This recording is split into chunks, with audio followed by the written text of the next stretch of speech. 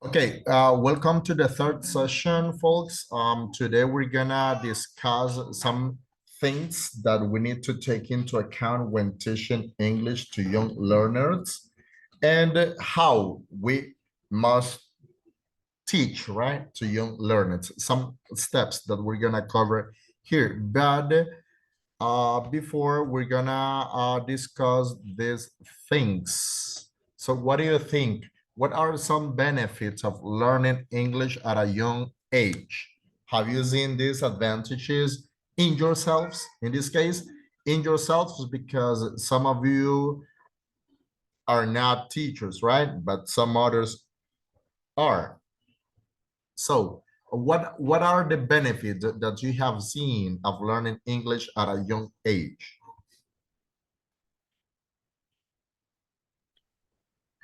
The benefit is the learning most time. For example, if learn the age 7, uh, maybe when when they are 15 years old, she can speak correctly. Uh-huh. Yeah, and and they have most opportunity jobs when Yeah. young. Yeah. Okay. Thank you, Nayelis. Andrea, what about you? How have been the experience as an English teacher? What are the benefits? It's my understanding that you're working with kids, right? Well, they're not kids like, not real kids, but they're like teenagers. They're between 11 and 17 years old. Um, for my own experience, I started studying the language when I was 14, so I guess that's not a young age. However, they have been, as from what I know, they have been learning the language since they are 7 and 4, and I think it's, they can take advantage of it because at the end they develop a lot of cognitive skills that they can take advantage of when they're growing up. um, at some point, I would say that since they start learning English at a young age, they might be as native speakers as well. I've heard some kids like they talk like if they were American, and that's pretty good. So they get to know the language, and they get to know the structures of the language since at a young age. So I would say that would be one of the advantage. Okay, very good, Andrea. Thank you very much. What about you, Ismael?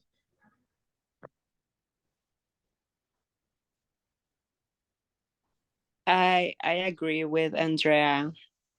Um, One of the benefits as well for young learners when they start learning a language is that they develop like mental skills, like critical thinking. Right. They're very good at communicating, at math. It's not that they're smarter than the others, but they develop skills, um, like, mentally, I would say, that will actually help them to acquire any type of knowledge during high school or elementary. And it's going to be beneficial and easier, smoother than the others. So do you think that when the learner is adult, is hard for them to acquire those things? I would say that for an adult, it is kind of like harder to acquire a language. It's not impossible, but like your mind is not fresh, Yeah, it's not as the if it same, was. right? Yeah. Because of the duties that we have, right? Okay, Marilia, what about you? What about the first question?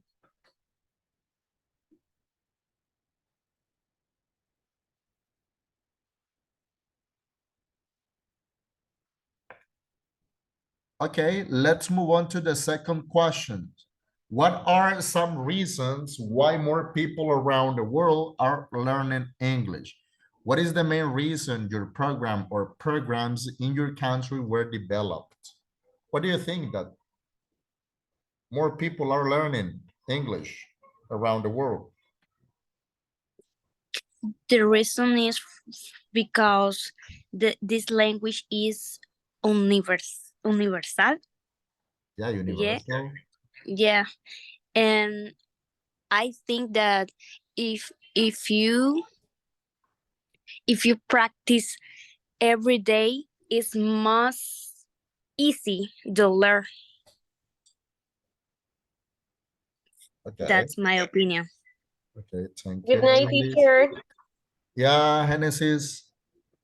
As my classmates said, English is a great opportunity that whole world have because not only is a universal language, Yeah, it's also a great opportunity because open many jobs, not only in your country, but yes, in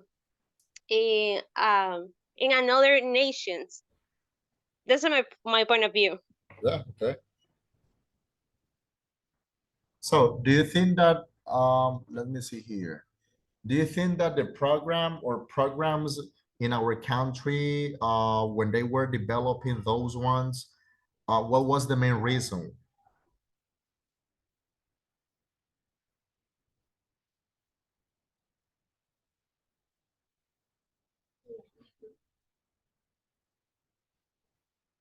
I mean, folks, for example, let's imagine that you're gonna set up an English course. So you have your own institution, but for carrying out this one, you need a program, right? To be developed in your course, in your English course.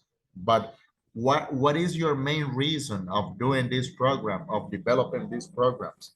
So what things or which aspect do you think that we must need to take into account in this one?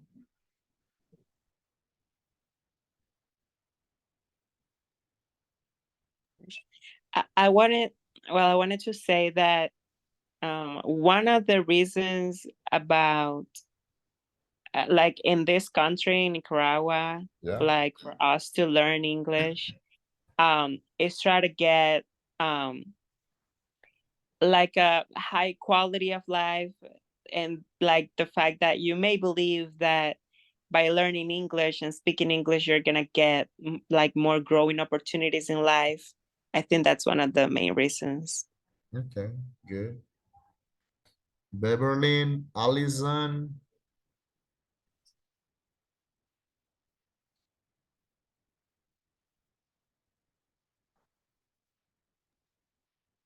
I think about what are some goals of teaching English as an international language.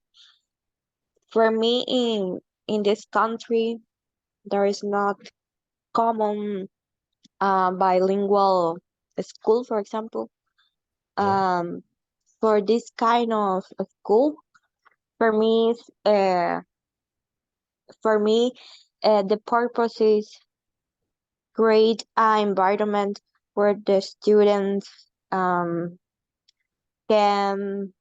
interact with others, not in only language, as also using a second language. Um, I think it's a way to facilitate the acquisition of the language as a foreign tongue. okay, thank you. So let's move on to next questions. So let's move on to the last one. What are some of the pitfalls of teaching English to young learners and the differences in their goals and objectives? So what do you think? What are those pitfalls that we as a teacher or you as a students face up in the teaching learning process?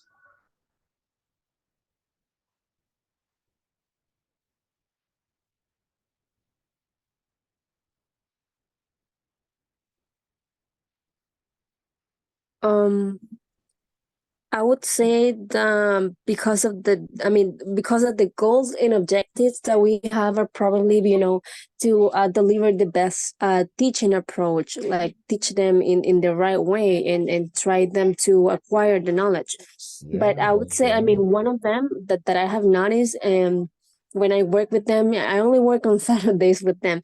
And for example, we have the first cycle, and the first cycle it's for an hour. So we always try to start with a warm-up activity so they get a little bit energetic. Yeah, But then I noticed that after that, we start with, things with grammar that are not only specifically Brighton, because we try to combine some activities that they can do to learn through them. But at the end, I would say the time span, because they pay attention 1 hour, maybe the rest of the class, they won't pay attention at all, and they will be trying to do anything else, like, be with the cell phones and everything, or talk with the partner and that's so on. right. So I would say that time spans. Damn, that's good. That's good. That happens in all institutes, right? In all universities as well. Yes.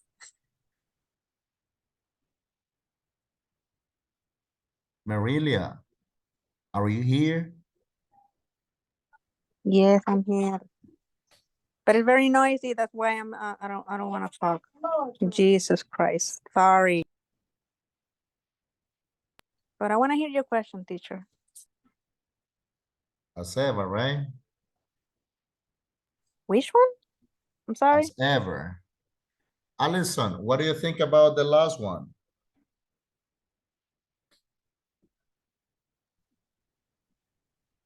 Um, to be honest, teacher, I don't know what is DIYL. Teaching English to young learners. Oh, okay.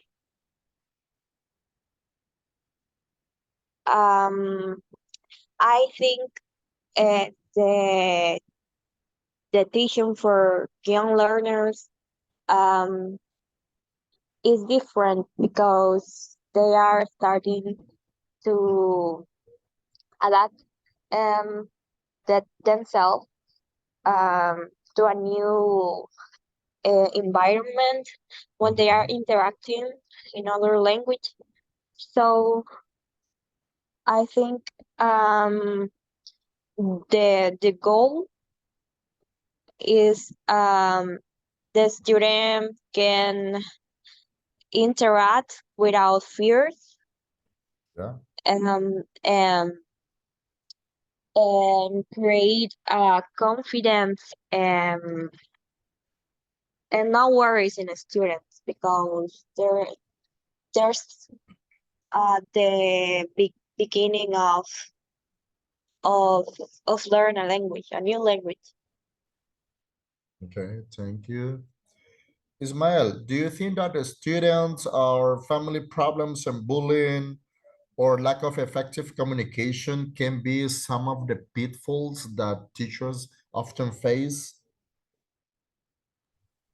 Yes, I consider that like either they be like personal issues or family issues that a kid may be facing are very impactful, like in the learning process.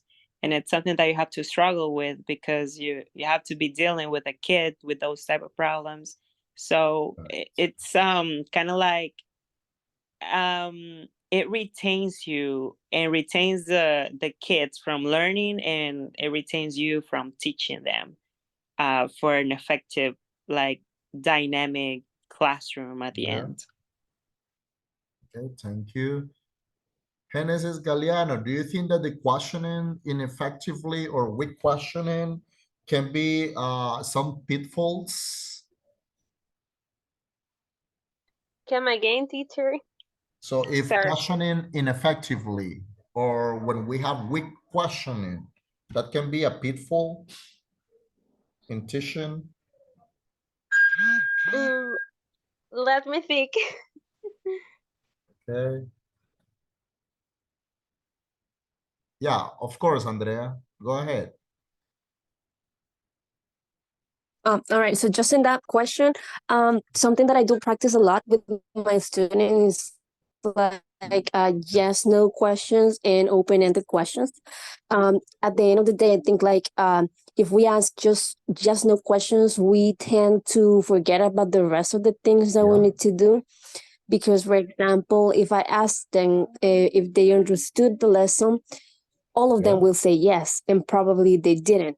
So instead, what I try to implement with them is like try to ask specific questions about the lesson and sometimes about grammar structures that we review it, or some vocabulary as well. Right. So that way we foster communication, and at the same time, I'm checking if they really understood. Because if they didn't, then I can go over with go over with the topic again. Okay, thank you, Andrea. Congratulations. Okay, let's move on. Let's see. So here we have some steps that we need to take into account and how to teach young learners. The first one, what young learners want.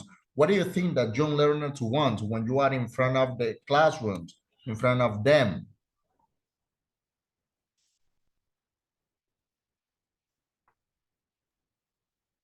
Understand the language.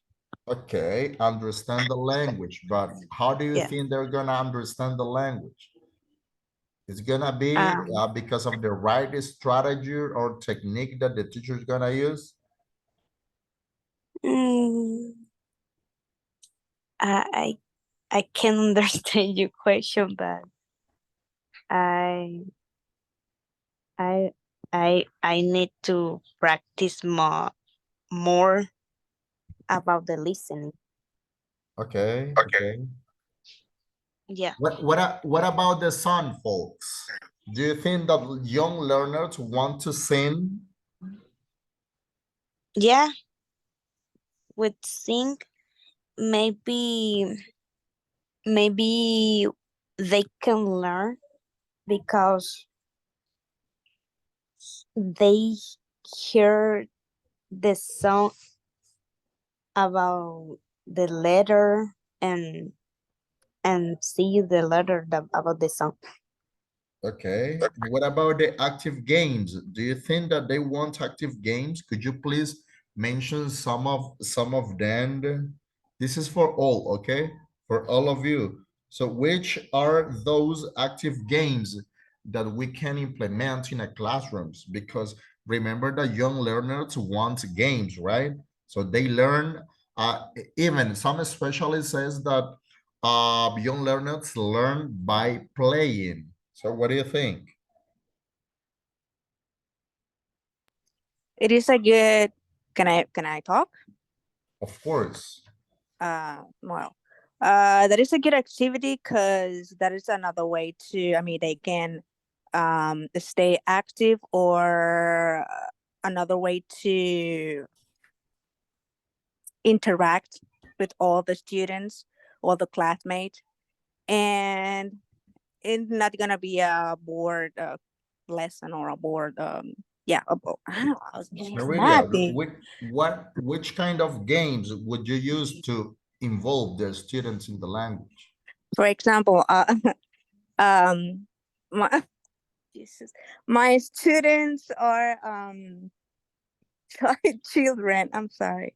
Ah, you're a teacher. And what I like to do, for example, if I am practicing the ABC, I like to play Uh-huh. hangman, and they can complete the sentence, or I mean the word.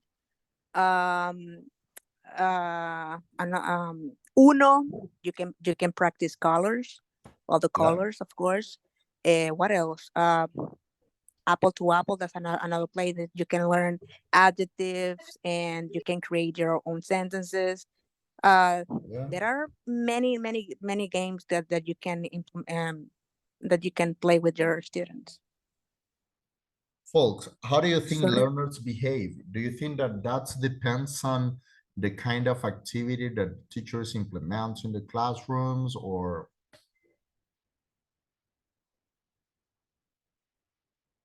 because I don't know if you have heard, but I have heard many teachers that they say, for me, it's hard to teach English to young learners because when I'm in the classroom, they don't want to obey me. They don't want to do anything that I said. So I get frustrated when I'm there and I don't want to work anymore with them. So in that case, the young learners are behaving in a bad way, right? They don't want to do anything. So do you think that the students' behavior depends on the attitude of the teacher or the activities or techniques? What do you think? I would highly say so. When I first started in my job, I was teaching adults mostly, Yeah. but then I also was added to this group, and they are, really young. And at first, I found some students like that, and then it was like a challenge for me because at the end, I'm still young, so sometimes I felt frustrated, but at the same time, I felt angry at them because of how they were behaving. However, I have seen like, many improvements in Yeah. their general performance and activities. For example, when it comes to the games, I try to do something interactive, but at the same time, something in when they can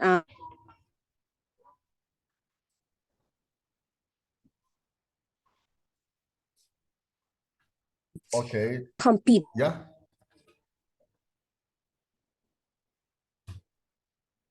a little bit. I try to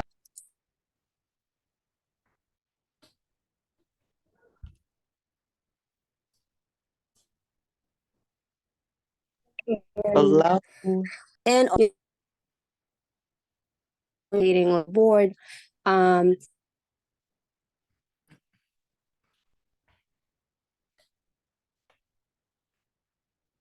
Okay. Thank you, Andrea. Thank you very much.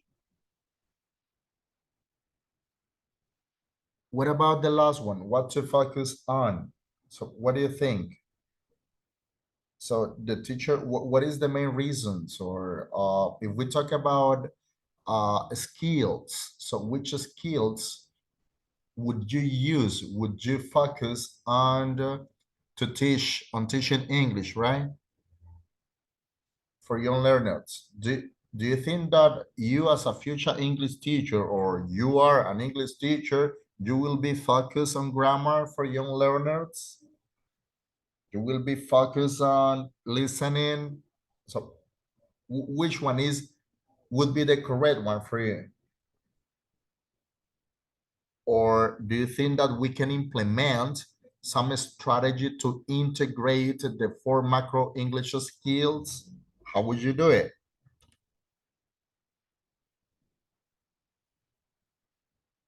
Ismael, would you like to add something? Yes. Your question was about how to teach kids the macro skills. Yeah. So you will be focused on one of them when teaching English to young learners or vocabulary or grammar. Yes. So, I think that we can try to implement activities that kids can play with or can interact with the others. Yeah. So that the class gets kind of like engaged in the activity and the learning process for the macro skill that I will be applying. Let's say that we're gonna learn some vocabulary, as you said. So try to make an activity that's gonna be um, kind of like calling their attention, and it's gonna be funny for them, so they don't feel it's just boring grammar. Yeah. Even to adults, it's boring.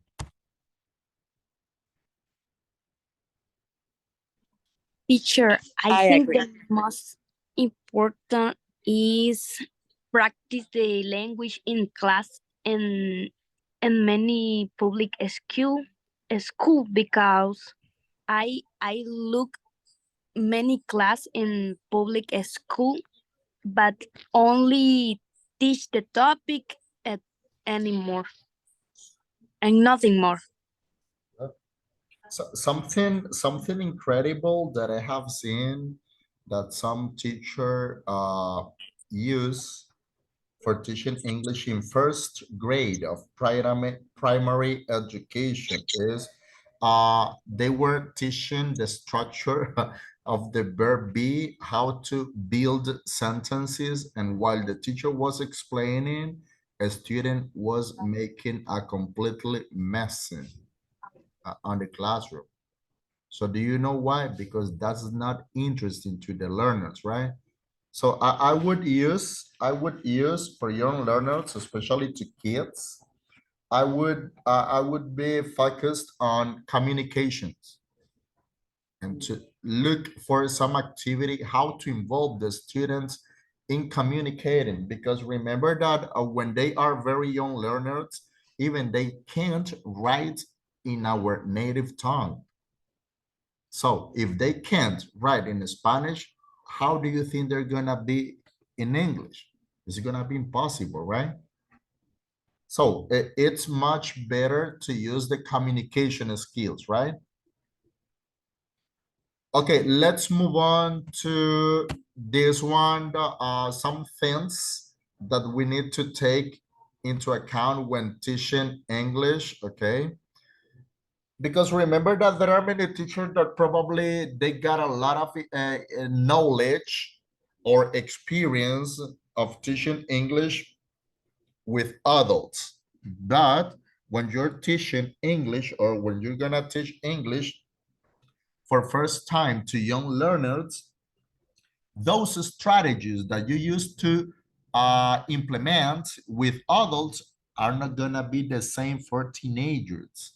So that's why that when the English teacher want to teach to children, they must be aware of the challenges, because as Andrea said before, so there are a lot of challenges that you will find in the classroom, right? And difficulties that we need to look for a way how to solve those ones. So we have some things here, and we're gonna start with the first one. Are you really up for it? So if you get a chance to teach English to young learners tomorrow, are you really up for it?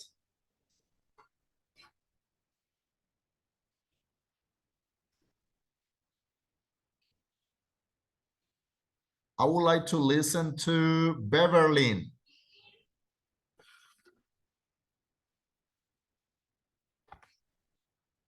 Beverly or Hennessy's.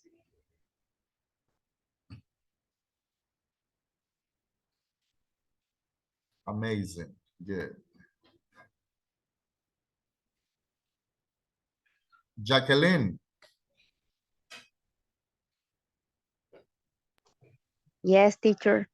if you got a chance to work with kids teaching English tomorrow, are you really up for it? Do you think that that will be very easy as you think?